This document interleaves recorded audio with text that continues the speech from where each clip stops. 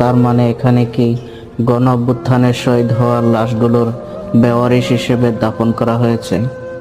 তারপর একটু হাঁটতেই সেই শহীদদের কবরগুলো দেখতে পেলাম। আসসালামু আলাইকুম। আমি এখন আছি ঢাকার অন্যতম কবরস্থান বুদ্ধিজীবীতে। দুপাশে হাজার হাজার কবর দেখতে দেখতে অনেকটা হেঁটে চলে আসলাম ভিতরে।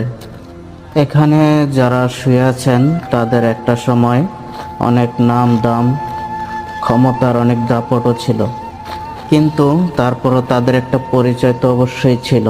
কিন্তু হঠাৎ করেই এই ব্যানারটা চোখে পড়লো।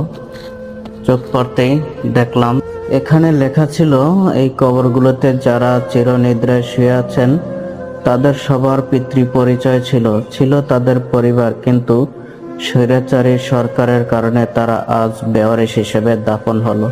তারা তো